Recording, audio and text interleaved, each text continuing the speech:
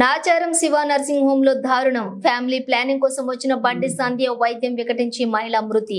Hospital వద్ద బంధువుల ఆందోళన. మల్లాపూర్కి చెందిన బండి సంధ్యకి 2 పిల్లలు, భర్త ప్రైవేట్ ఉద్యోగి. అయితే 25 రోజుల క్రితం శివ నర్సింగ్ హోమ్ హాస్పిటల్ కి వచ్చింది.